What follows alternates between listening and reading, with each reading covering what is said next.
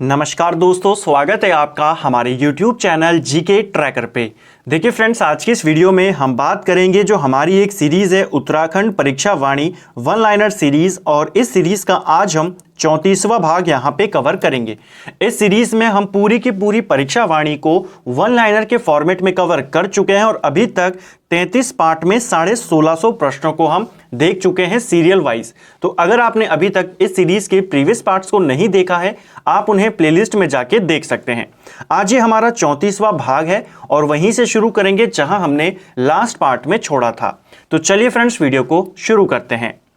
आज का हमारा पहला प्रश्न है, किस व्यक्ति ने अपने नाम से जातिवाचक शब्द हटा लिया था। तो ये क्वेश्चन एक प्रीवियस ईयर क्वेश्चन है और पेपर में पूछा गया है। किसने अपने नाम के आगे से जातिवाचक शब्द हटा लिया था? सही आंसर है भक्त दर्शन ने। ठीक है, भक्त दर्शन को लेकर क्वेश्चन बन सकते हैं। इनका जन्म 1912 में हुआ। किस जनपद में हुआ? तो पौड़ी में इनका जन्म हुआ।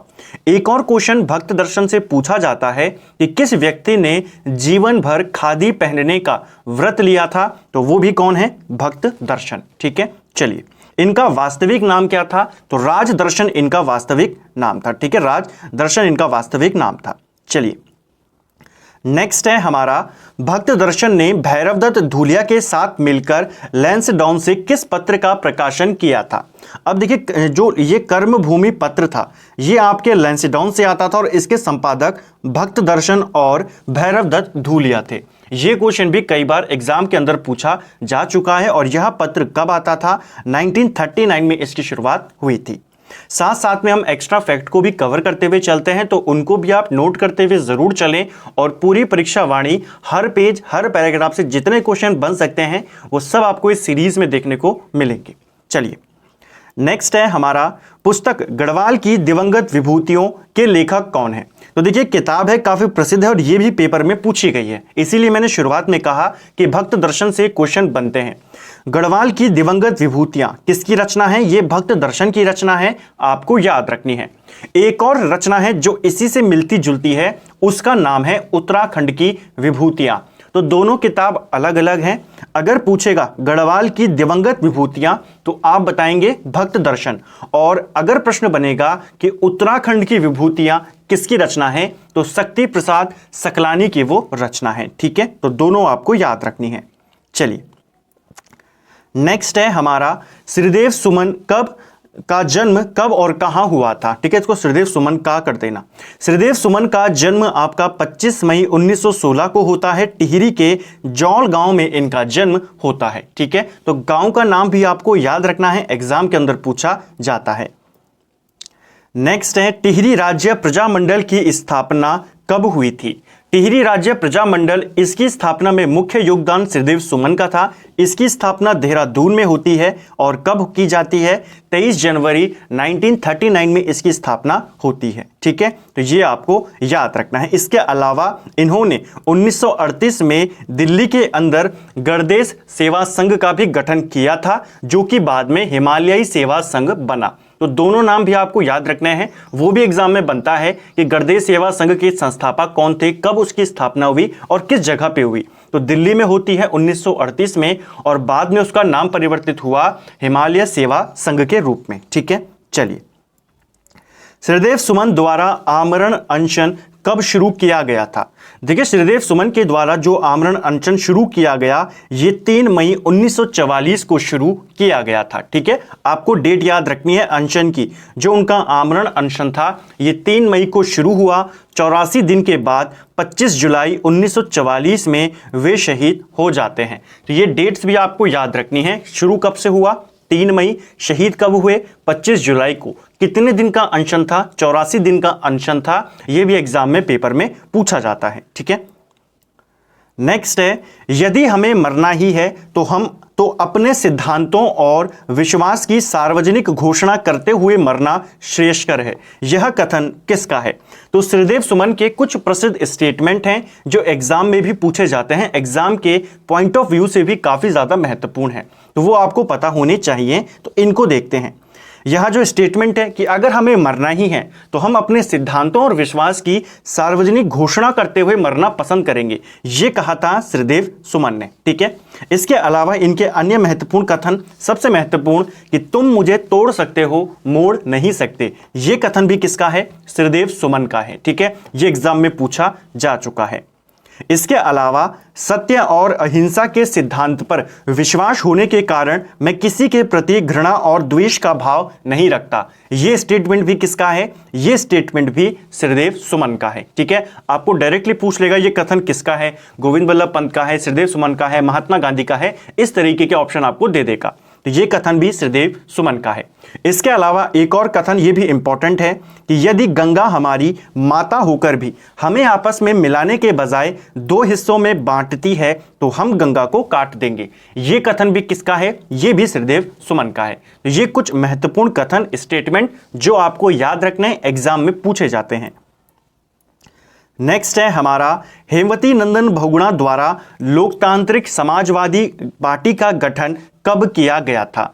अब देखिए, ये जो पार्टी है लोकतांत्रिक समाजवादी पार्टी, इसका गठन 1979 में होता है और कौन करते हैं? एचएनबी करते हैं। हेमवती नंदन बहुगुणा के द्वारा इस पार्टी का गठन किया जाता है।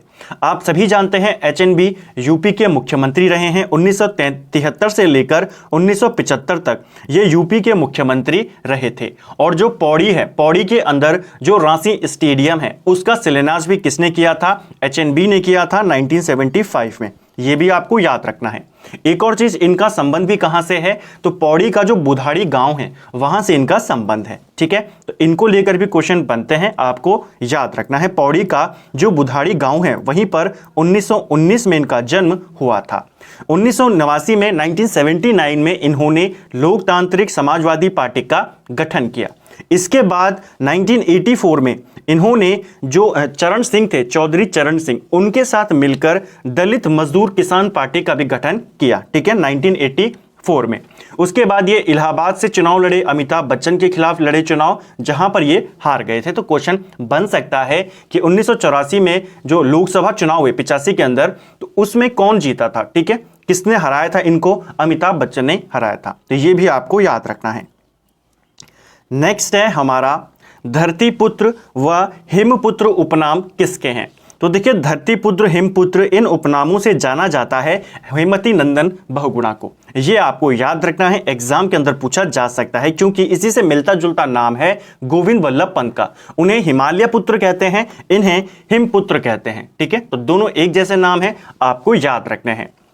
नेक्स्ट है पुस्तक इंडियन नाइज हम के लेखक कौन है? मोस्ट इंपॉर्टेंट किताब है इंडियन नाइज हम। इस किताब के लेखक हैं हेमवती नंदन बहुगुणा। ठीक है, तो ये आपको याद रखना है, पूछा जा सकता है।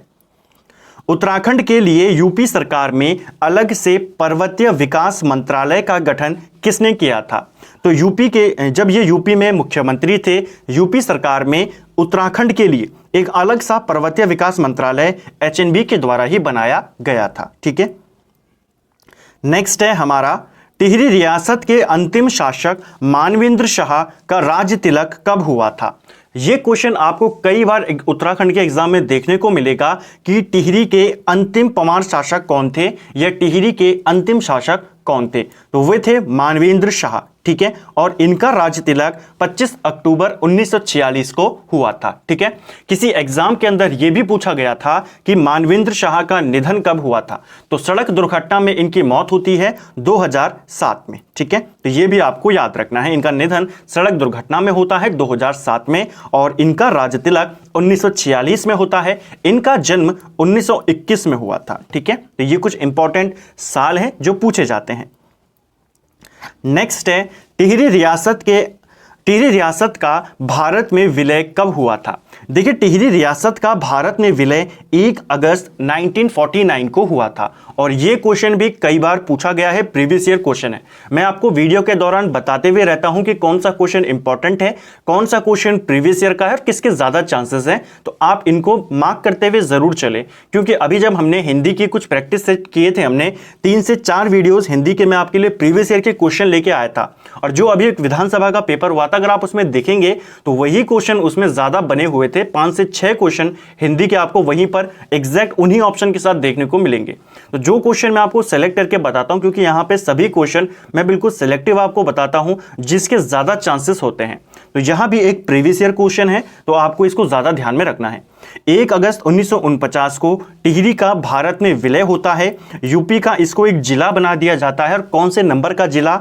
यूपी का 50वां जिला बना दिया जाता है टिहरी को। ठीक है, चलिए नेक्स्ट है, टिहरी के नरेशों की पारंपरिक उपाधि क्या थी? टिहरी के जो नरेश होते थे, जो पवार वंश के हैं, इनकी जो पारंपरिक उपाधि है, इन्हें कहा जाता था बोलांदा बद्रीश। ठीक है, तो ये भी आपको याद रखना है, पूछा जाता है बोलांदा बद्रीश किन शासकों की उपाधि थी? तो पवार शासकों की, जो टिहरी रियासत में थे। ठीक है, चलिए नेक्स्ट है, नारायण दत्त तिवारी का जन्म कब हुआ था? एनडी तिवारी, जिन्हें विकास पुरुष के नाम से जाना जाता है, विकास पुरुष के नाम से काफी प्रसिद्ध हैं एनडी तिवारी, इनका जन्म 1924 में नैनीताल के बलियूटी गांव में हुआ था। ठीक है, तो आपको इनका जन्म भी याद रखना है, क्योंकि एकमात्र ऐसे मुख्यमंत्री हैं अभी तक उत्तराखंड के जिन्होंने अपने 5 साल का कार्यकाल पूरा किया। ठीक है, तो नारायण दत्त तिवारी विकास पुरुष के नाम से किसे जाना जाता है? ऐसा क्वेश्चन भी बन सकता है, तो एनडी तिवारी को माना जाता है। ठीक है, ये आपको याद रखना है। जन्म कहां हुआ? 1924 में नैनीताल के बलियूटी गांव में इनका जन्म हुआ था। नेक्स्ट है, एनडी तिवारी किस वर्ष काशीपुर से विधायक चुने गए थे? तो ये काशीपुर से विधायक बने 1969 में, उसके बाद 1974 में दोबारा से काशीपुर से विधायक चुने गए। ठीक है, उस समय तो काशीपुर यानी यूपी में ही आता था। तो 1969 और 74 में ये विधायक चुने गए। 1980 में नैनीताल से सांसद भी ये चुने गए। क्वेश्चन बन सकता है, एनडी तिवारी किस वर्ष सांसद चुने गए नैनीताल से? 1980 में चुने गए। ठीक है, नेक्स्ट है, नारायण दत्त तिवारी कितनी बार उत्तर प्रदेश के मुख्यमंत्री रहे थे? अब देखिए, उत्तर प्रदेश की बात हो रही है, उत्तराखंड में तो एक बार बने, पूरे 5 साल के लिए बने। यूपी के ये 3 बार मुख्यमंत्री रहे। पहली बार यूपी के मुख्यमंत्री ये 1976 में बने। ठीक है, दूसरी बार ये 1984 में यूपी के मुख्यमंत्री बने, और फिर 1988 में ये यूपी के मुख्यमंत्री बने। तो कुल कितनी बार ये यूपी के मुख्यमंत्री बने? 3 बार यूपी के मुख्यमंत्री बने। उसके बाद उत्तराखंड के पहले निर्वाचित मुख्यमंत्री भी कौन थे? यहां पे एनडी तिवारी थे। पहले मुख्यमंत्री उत्तराखंड के कौन थे? तो वो थे नित्यानंद स्वामी, लेकिन वो निर्वाचित नहीं थे, वहां पर वो अंतरिम मुख्यमंत्री थे। ठीक है, तो पहले निर्वाचित मुख्यमंत्री भी उत्तराखंड के एनडी तिवारी थे। 2002 में ये मुख्यमंत्री बने, रामनगर से ये विधायक चुन के आए थे, और उसके बाद 2007 में जब इनका कार्यकाल खत्म हुआ तो इनको आंध्र प्रदेश का राज्यपाल भी बना दिया गया। तो ये भी आपको याद रखना है, इनको लेकर क्वेश्चन बन सकते हैं। चलिए, मेजर जनरल भुवन चंद खंडूरी गढ़वाल से सांसद कब बने थे? तो ये भी उत्तराखंड के मुख्यमंत्री रहे, और ये गढ़वाल से सांसद चुने गए 1991 में। ठीक है, ये आपको याद रखना है। उत्तराखंड के मुख्यमंत्री कब बने? 2007 में उत्तराखंड के मुख्यमंत्री बने, ये आपको याद रखना है। ठीक है, गुमानी पंत का जन्म कब हुआ था? गुमानी पंत, देखिए कुमाऊं का सबसे प्राचीन कवि इनको माना जाता है। गुमानी पंत का जन्म 1790 में हुआ, काशीपुर में इनका जन्म हुआ था। ठीक है, जो काशीपुर के राजा थे गुमान सिंह, उनके दरबार में ये रहते थे। बाद में सुदर्शन शाह के दरबार में भी ये रहे। ठीक है, तो दोनों बातें आपको याद रखनी है, किस किस के दरबार में रहते थे? सुदर्शन शाह के दरबार में भी रहे, और जो काशीपुर के राजा थे गुमान सिंह, उनके दरबार में भी रहते थे। जन्म कब हुआ? 1790 में, काशीपुर के अंदर। कुमाऊं के सबसे प्राचीन कवि गुमानी का मूल नाम क्या था? यानी गुमानी पंत का मूल नाम पूछा जा रहा है। गुमानी पंत का मूल नाम था लोकनाथ पंत या लोकरत्न पंत। ठीक है, तो ये आपको याद रखना है, पूछा जा सकता है। इनका मूल नाम क्या है? लोकनाथ या लोकरत्न पंत। ठीक है, एक और चीज आपको यहां से याद रखनी है, जैसे मैंने आपको शुरुआत में कहा कि गुमान सिंह के दरबार में ये रहते थे, वहीं से इनको गुमानी की उपाधि मिली थी। ठीक है, गुमानी पंत मूलतः किस भाषा के कवि थे? गुमानी पंत जो थे ये मूलतः संस्कृत भाषा के कवि थे। कुमाऊं के सबसे प्राचीन कवि माने जाते हैं, लेकिन इनकी जो मूलतः भाषा थी वो क्या थी? वो थी संस्कृत भाषा। तो ये पूछा जा सकता है, गुमानी पंत मूलतः किस भाषा के कवि थे? ये संस्कृत भाषा के कवि थे। नेक्स्ट है, गुमानी पंत को कुमाऊं का सबसे प्राचीन कवि किसने माना है? गुमानी पंथ कुमाऊं के सबसे प्राचीन कवि माने जाते हैं और किसने माना है? जॉर्ज गियर्सन ने माना है। ठीक है, तो ये भी आपको याद रखना है, पूछा जा सकता है। नेक्स्ट है, किसे गढ़वाल में हिंदी पत्रकारिता का भीष्म पितामह कहा जाता है? देखिए, गढ़वाल में हिंदी पत्रकारिता का भीष्म पितामह विशंबर दत्त चंदोला जी को कहा जाता है। ठीक है, यह भी आपको याद रखना है। इनका संबंध भी पौड़ी से है। पौड़ी में गांव आता है थापली गांव, तो थापली गांव 1879 में इनका जन्म होता है, यह भी आपको याद रखना है। ठीक है, तो इनको लेकर प्रश्न बन जाते हैं। इन्होंने जो गढ़वाली समाचार पत्र था 1905 में, उसके संपादक रहे ये। ठीक है, शुरुआत में। उसके बाद विशाल कीर्ति के भी संपादक रहे ये। ठीक है, और गढ़वाल के भी संपादक रहे। ये सारी बातें आपको याद रखनी है। ठीक है, नेक्स्ट है, राज्य के किस ज्योतिष विद्वान को भारतीय ज्योतिष अनुसंधान संस्थान ने अभिनव 12 मिहिर की उपाधि दी थी? अब देखिए, अभिनव 12 मिहिर की उपाधि किसे दी गई है, ये क्वेश्चन एग्जाम के अंदर बन जाता है। तो ये दी गई है मुकुंद राम बर्थवाल देवज्ञ को ये उपाधि दी गई है। ठीक है, किसे दी गई है, कौन सी उपाधि है? अभिनव 12 मिहिर की उपाधि किसने दी? जो भारतीय ज्योतिष अनुसंधान संस्थान है, इनके द्वारा दी गई है। ठीक है, तो क्वेश्चन पेपर में बन सकता है, आपको याद रखना है। एक और चीज, इनकी कुछ प्रमुख रचनाएं हैं, जैसे जातक सूत्रम, पंचांग मंजूषा, कोश नाम वाली और यहाँ पे आयुर्द्र संग्रह। तो ये सारी इनकी कुछ प्रमुख रचनाएं हैं, आपको याद रखनी है। इनका संबंध भी पौड़ी से है, पौड़ी में ही इनका जन्म हुआ था और इनको अभिनव 12 मिहिर की उपाधि किसने दी थी? भारतीय ज्योतिष अनुसंधान संस्थान ने। ठीक है, तो ये भी आपको याद रखना है। इसके अलावा इन्होंने मुकुंदराम बर्थवाल देवज्ञ उपनाम से भी जाने जाते हैं और इन्होंने ज्योतिष में 1 लाख से अधिक श्लोकों की रचना करी है। तो यह भी पूछा जा सकता है कि ज्योतिष में 1 लाख श्लोकों की रचना किस व्यक्ति ने करी है? मुकुंदराम बर्थवाल, जिन्हें देवज्ञ के नाम से जाना जाता है। नेक्स्ट है हमारा, प्रथम गढ़वाली पद लेखक कौन है? तो पहले गढ़वाली पद लेखक माने जाते हैं तोता कृष्ण गैरोला। इंपॉर्टेंट है, इनका संबंध भी गढ़वाल से है, पौड़ी में इनका जन्म हुआ था। गढ़वाली का सर्वोत्कृष्ट गीति काव्य कौन सा है? प्रेमी पथिक किसकी रचना है? ठीक है, तो पूरा क्वेश्चन क्या है, देखिए, गढ़वाल का एक सर्वोत्कृष्ट गीति काव्य है प्रेमी पथिक, और ये किसकी रचना है? तोता कृष्ण गैरोला की। तो 2 तरीके से क्वेश्चन बन सकता है। पहला, जो गढ़वाली का यहाँ पे सर्वोत्कृष्ट गीति काव्य है, गीत काव्य है, ये किसने, इसका नाम क्या है? प्रेमी पथिक। और किसने लिखा है? तो ये लिखा है तोता कृष्ण गैरोला ने। इनकी अगर हम अन्य रचनाओं की बात करें, क्योंकि इनकी रचनाएं पेपर में पूछी जाती हैं, पहले गढ़वाली पद लेखक हैं। इनकी प्रमुख रचनाएं हैं तात घनानंद और रचना रंजन। ठीक है, ये दोनों रचनाएं किसकी हैं? तोता कृष्ण गैरोला की। लेकिन ये दोनों रचनाएं हिंदी की रचनाएं हैं। ठीक है, जबकि प्रेमी पथिक गढ़वाली भाषा में लिखी गई है। तो ये भी याद रखना है। ईलाचंद्र जोशी किस प्रकार के उपन्यासकार रचनाकार माने जाते हैं? तो किस प्रकार के ये उपन्यासकार थे, इसको उपन्यासकार कर देना। ठीक है, तो किस प्रकार के उपन्यासकार माने जाते हैं? मनोवैज्ञानिक उपन्यासकार माने जाते हैं ईलाचंद्र जोशी। ठीक है, ये आपको याद रखना है। इनका जन्म 1902 में अल्मोड़ा में इनका जन्म हुआ था। ठीक है, ईलाचंद्र जोशी द्वारा कौन सा हस्तलिखित मासिक पत्र निकाला गया था? देखिए, ईलाचंद्र जोशी जब कक्षा 7वीं 8वीं में पढ़ते थे तो इन्होंने हाथ से लिखा हुआ एक मासिक पत्र उसका शुरुआत करी और उस पत्र का नाम क्या था? तो सुधाकर था। ठीक है, तो ये भी आपको याद रखना है, किस नाम से इन्होंने निकालना शुरू करा, वो था सुधाकर। ठीक है, पूछा जा सकता है। इनकी कुछ प्रमुख रचनाएं हैं, जैसे कि सन्यासी इन्हीं की रचना है, पेपर में पूछी जाती है। सन्यासी किसकी रचना है? ईलाचंद्र जोशी की रचना है। इसके अलावा घृणामयी, पर्दे की रानी, प्रेत और छाया, निर्वासित, मुक्तिपथ, सुबह के भूले, सबसे इंपॉर्टेंट जहाज का पंछी और यहाँ पे जिप्सी। तो ये सब रचनाएं किसकी हैं? ये सारी रचनाएं ईलाचंद्र जोशी की हैं और इनको लेकर भी क्वेश्चन पेपर में बन जाता है। ठीक है, तो ये आपको याद रखना है। चलिए, नेक्स्ट है, साहित्यकार गोविंद बल्लभ पंत का सर्वाधिक ख्याति प्राप्त नाटक कौन था? अब देखिए, यहाँ पे जो ये गोविंद बल्लभ पंत हैं, ये दूसरे वाले गोविंद बल्लभ पंत हैं, वो वाले नहीं हैं जो यूपी के मुख्यमंत्री रहे और भारत रत्न जिनको मिला। ये साहित्यकार हैं और इनका जन्म भी अल्मोड़ा में होता है, ठीक है। 1898 में इनका जन्म होता है, जबकि जो दूसरे गोविंद बल्लभ पंत हैं उनका जन्म 1887 में होता है, ठीक है। तो दोनों अलग अलग व्यक्ति हैं। साहित्यकार जो गोविंद बल्लभ पंत हैं, इनकी जो सबसे प्रसिद्ध रचना है वो है कोहिनूर का लुटेरा। तो डायरेक्ट क्वेश्चन बन जाएगा कोहिनूर का लुटेरा किसकी रचना है? तो गोविंद बल्लभ पंत की रचना है, जो साहित्यकार हैं, ठीक है।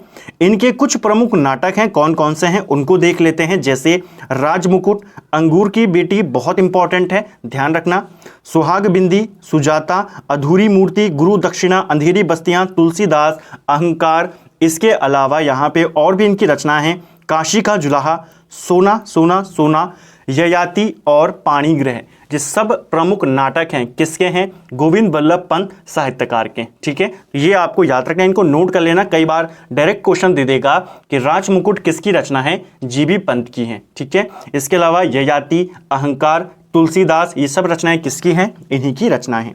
इनके कुछ प्रमुख उपन्यास भी हैं जहां से भी क्वेश्चन बन जाते हैं। मदारी, चंद्रकांत, नूरजहां, प्रगति, युक्ति के बंधन और प्रतिभा।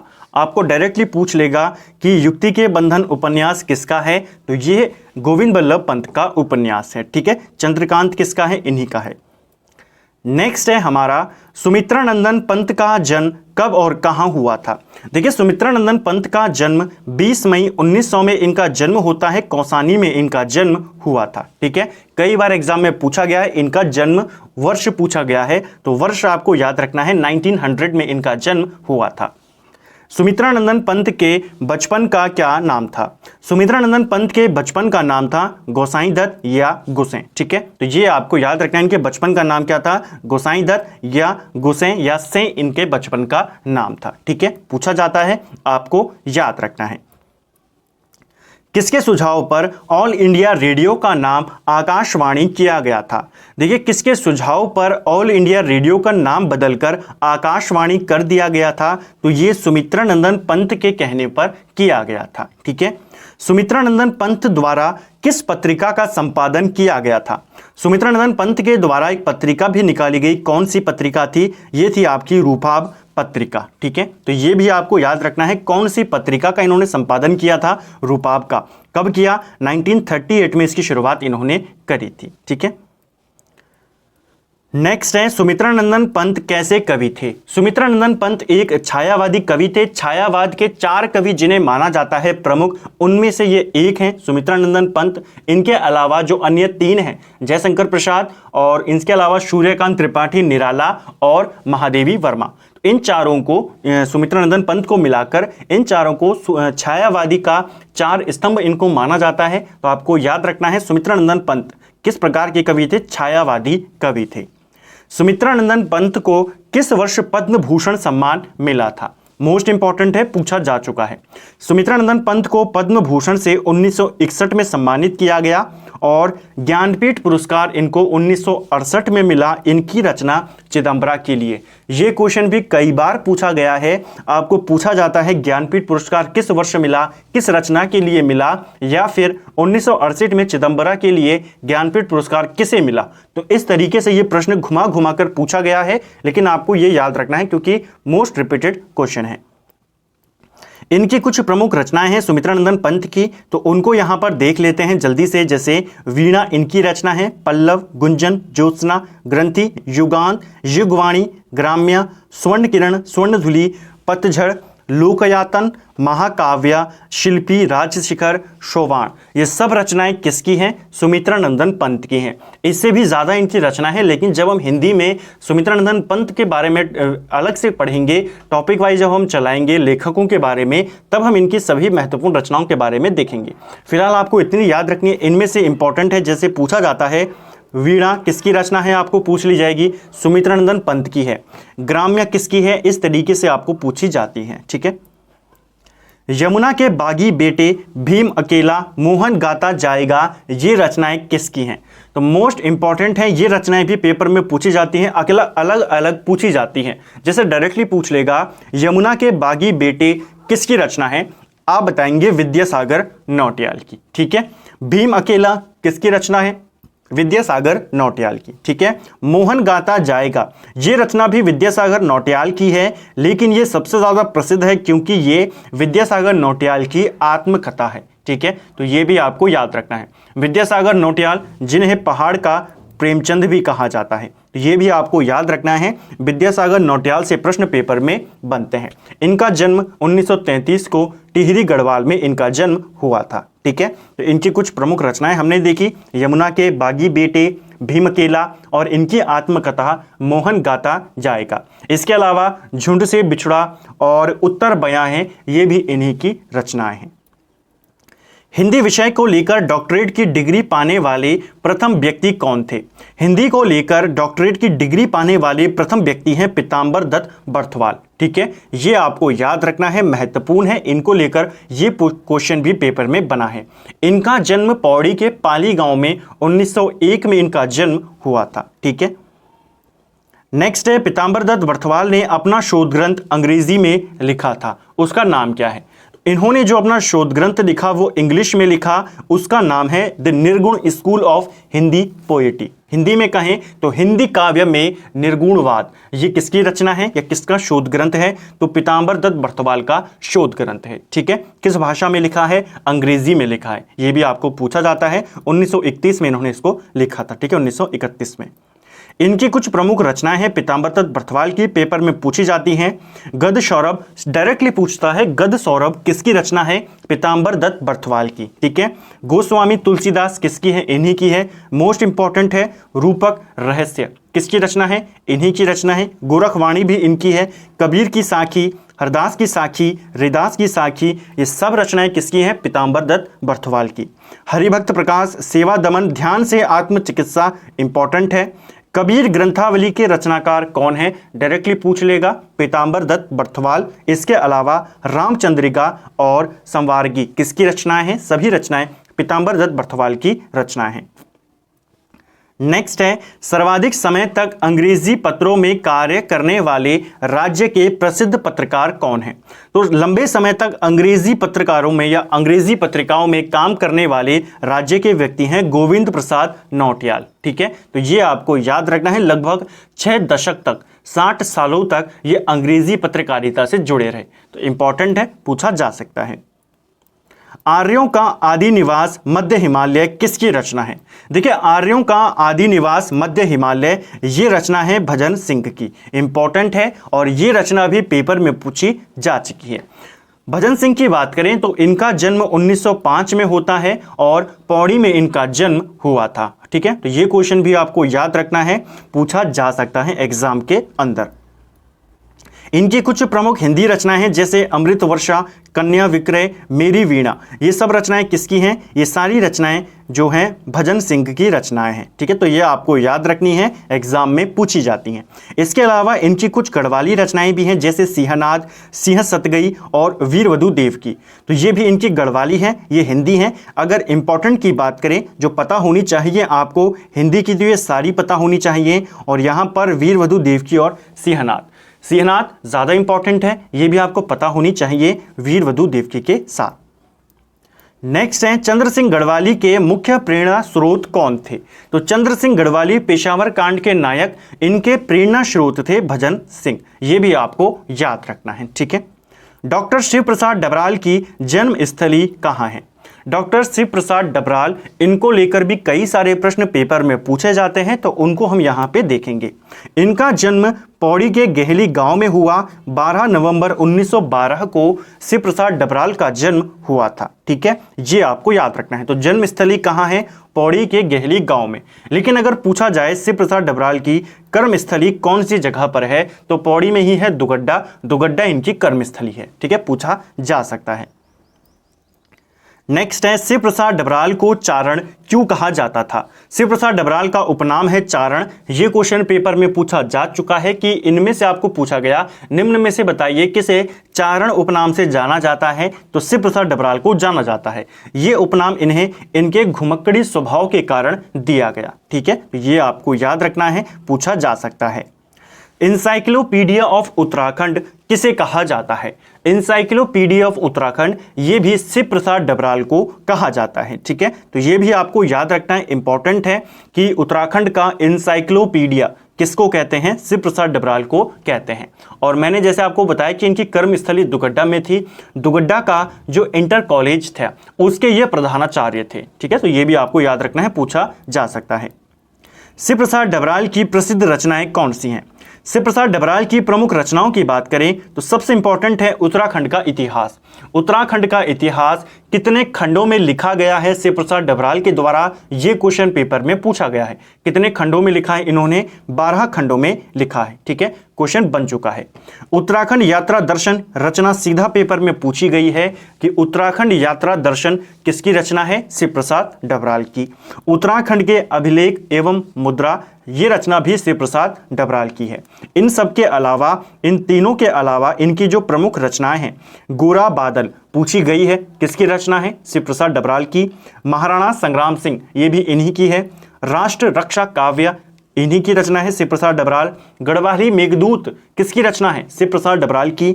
अतीत स्मृति ये भी इन्हीं की है। और संघर्ष संगीत शिव प्रसाद डबराल की सारी रचनाएं महत्वपूर्ण हैं, आपको याद रखनी है। ठीक है, उत्तराखंड यात्रा दर्शन हो, उत्तराखंड का इतिहास हो, इसके अलावा इन्होंने टिहरी का इतिहास भी लिखा है। ठीक है, देखिए हम जानते हैं गढ़वाल का इतिहास हरिकृष्ण रतूड़ी की रचना है, कुमाऊं का इतिहास बद्रीदत्त पांडे की रचना है, लेकिन अगर पूछा जाए टिहरी का इतिहास किसकी रचना है, जो यहाँ पे शिव प्रसाद डबराल की रचना है। ठीक है, टिहरी का इतिहास हो, उत्तराखंड का इतिहास हो, किसकी रचना है? शिव प्रसाद डबराल।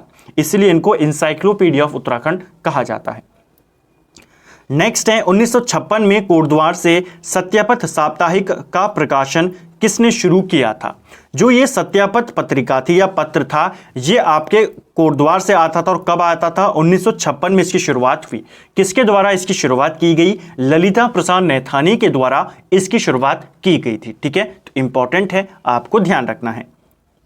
गढ़वाली चित्रकला शैली, मालिनी सभ्यता के खंडहर, कर्ण आश्रम आदि किसकी रचनाएं हैं? तो देखिए कुछ इंपॉर्टेंट रचनाएं ललिता प्रसाद नैथानी को लेकर भी क्वेश्चन बनते हैं। इनका जन्म भी पौड़ी में हुआ, 1913 में इनका जन्म हुआ। और इन्होंने एक पत्रिका निकाली, वहां पे सत्यापथ साप्ताहिक पत्र निकाला, जो कि 1956 में कोटद्वार से आता था। यहां तक ठीक है। अब इनकी कुछ रचनाएं हैं, जैसे गढ़वाली चित्रकला किसकी रचना है? ललिता प्रसाद नैथानी की। सबसे इंपॉर्टेंट मालिनी सभ्यता के खंडहर किसकी रचना है? तो ये भी ललिता प्रसाद नैथानी की रचना है। कर्ण आश्रम किसकी रचना है? तो वो भी इन्हीं की रचना है। ठीक है, तो आपको याद रखना है। एक और फेमस और सबसे इंपॉर्टेंट है इनकी रचना, गढ़वाल तब और अब। ये किसकी रचना है? तो ये रचना भी ललिता प्रसाद नैथानी की है। नेक्स्ट है हमारा, किसे निराला के समान कवि माना जाता है? तो आपको पूछा जाता है कि किसकी तुलना सूर्यकांत त्रिपाठी निराला के साथ की जाती है, जॉन कीट्स के साथ, एक अंग्रेजी राइटर है उसके साथ की जाती है। तो निराला के समान चंद्र कुंवर बर्थवाल को माना जाता है। ठीक है, चंद्र कुंवर बर्थवाल की तुलना सूर्यकांत त्रिपाठी निराला के साथ की जाती है। चंद्र कुंवर बर्थवाल के हिमवंत कविता संग्रह का प्रकाशन कब हुआ था? इनकी संग्रह कौन सा है? इनकी कविता संग्रह का नाम है हिमवंत, जिसका प्रकाशन 1945 में हुआ था। ठीक है, किसी एग्जाम के अंदर अभी हाल ही में आपको चंद्र कुंवर बर्थवाल का जो जन्म है, इनका गांव का नाम पेपर में पूछा गया था। इनका जन्म 1919 में होता है। रुद्रप्रयाग के मालकोटी गांव में इनका जन्म हुआ था। ठीक है, पेपर में आपको गांव का नाम पूछा गया था। तो रुद्रप्रयाग के मालकोटी गांव में इनका जन्म हुआ 1919 में, और इन्हें निराला के समान माना जाता है। ठीक है, तो आपको याद रखना है 1919 में जन्म होता है और बहुत छोटी उम्र में 1947 में इनका निधन हो जाता है। ठीक है, लगभग 28 वर्ष की आयु में। नेक्स्ट है और आज का हमारा अंतिम प्रश्न है, काफल पाको गीत के रचनाकार कौन है? तो जो प्रसिद्ध गीत है काफल पाको, ये भी इसके रचनाकार कौन है? चंद्र कुंवर बर्थवाल इनके रचनाकार हैं। ठीक है, तो ये आपको याद रखना है, एग्जाम के अंदर पूछा जा सकता है।